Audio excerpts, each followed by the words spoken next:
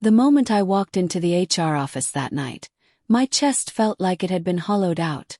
My hands trembled slightly, though I tried to hide it, gripping the leather strap of my briefcase as if it were a lifeline. I had never imagined I'd be here, accusing someone I loved of betrayal, but life has a way of twisting the knife where you least expect it. I need to see the security footage from tonight, I said, my voice tighter than I wanted. HR manager, a calm woman named Anjali, raised an eyebrow, her expression both professional and slightly wary. Sir, may I ask why?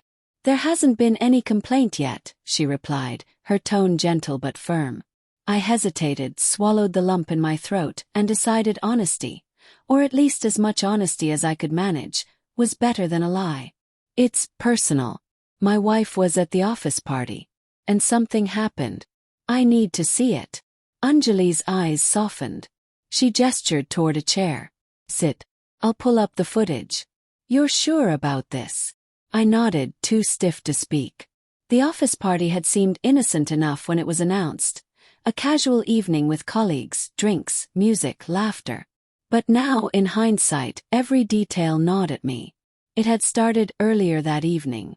I had waited for her outside our apartment, feeling a twinge of unease. She kissed me lightly, her perfume sweet, the way it always did, and said, "Don't worry, it's just a small office party. I'll be back by 10. Okay, I said, though my gut churned. Don't stay out too late. She smiled, slipping into her little black dress, and left. I should have trusted her. I wanted to. I really did. But then came the text. Innocuous at first. Having fun. And you'll love the snacks. But by the end of the evening, my phone vibrated repeatedly with a message from a colleague.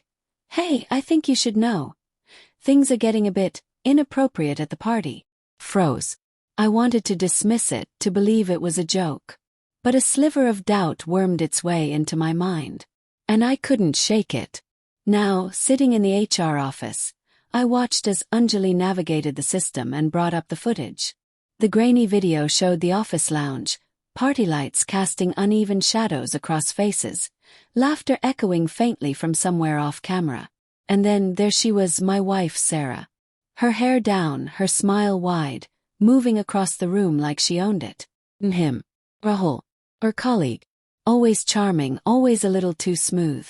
The kind of man who could make anyone laugh and feel special, even in a crowded room.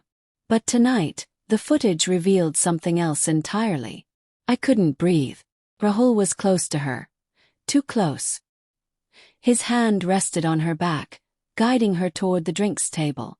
She laughed, the kind of laugh that I thought I knew, the sound I had loved for 10 years. But there was something different about it now, something that made my stomach twist. Then came the touch. A hand brushed her arm. Not accidental.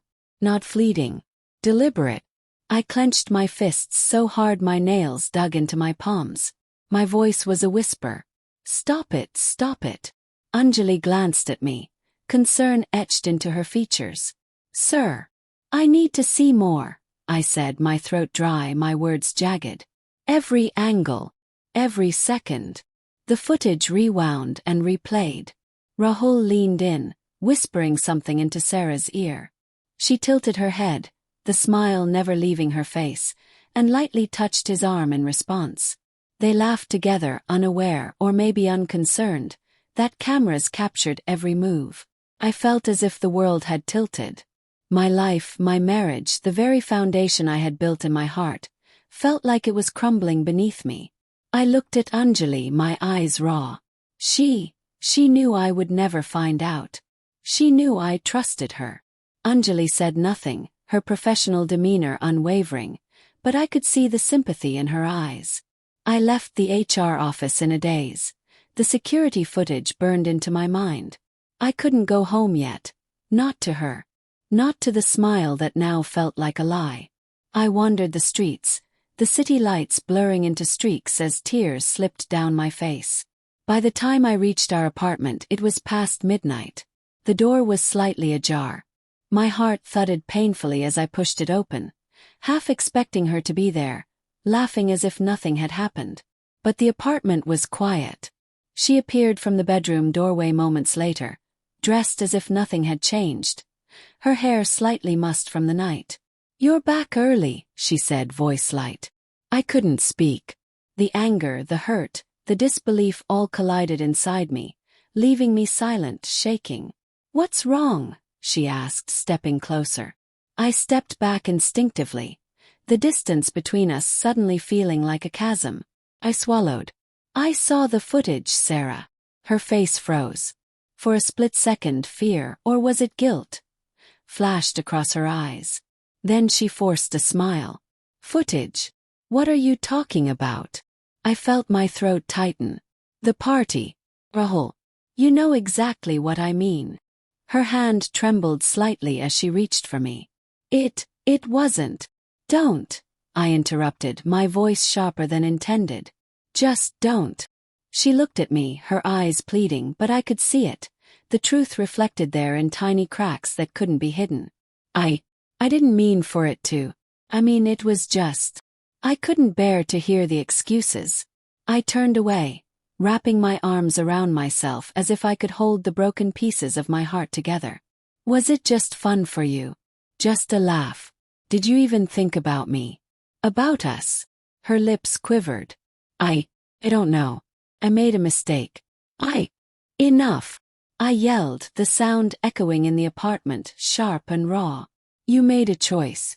And I saw it. I watched it. I know everything now." For a long time, neither of us spoke. The silence was heavy, suffocating. I wanted to cry. I wanted to scream. I wanted to shake her until she understood the depth of the betrayal. But mostly I just wanted to disappear. Finally she whispered, "I'm sorry. It wasn't enough. Could never be enough." Days passed. I stayed in the apartment, avoiding her, avoiding everyone. Every message, every phone call, felt like a reminder of the life I thought I had. Sleep came in fits, nightmares chasing me through memories of laughter, touches, whispers I couldn't unhear. Then came the conversation I had dreaded the most. "I can't do this," I said one morning, sitting across from her at the kitchen table. She looked pale, her hands clasped tightly together. "I can't pretend this never happened. I can't just go back to how things were." Tears ran down her cheeks. "Please. I'll do anything. I'll go to therapy, we can." I shook my head, feeling the weight of years of love being crushed under the reality of her actions. "It's not about therapy. It's not about fixing it. You betrayed me. No. I don't know if I can ever trust you again." Her shoulders shook. "I love you," she said, voice breaking. "I always have." I wanted to believe her. I wanted to. But love wasn't enough anymore. Not when it had been tested in the harshest, cruelest way. Weeks later I filed for separation. The apartment was emptied of her things. Each item packed away felt like a memory folded into a box. A chapter of my life that ended with heartbreak. Even now, months later, I walk past the office building, the site of the party, and feel a flicker of something I can't name. Rage, grief, loss, maybe all of it.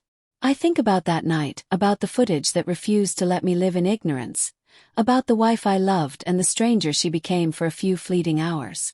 I don't hate her. Not fully. I don't even know if I'll ever stop loving her. But I've learned something painful and permanent.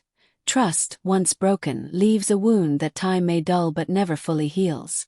And some betrayals aren't just mistakes. They're revelations that change the shape of your heart forever. Sometimes late at night, I still hear the echo of her laughter, the way she leaned in, the warmth of her hand that wasn't meant for mine. And I remember, always,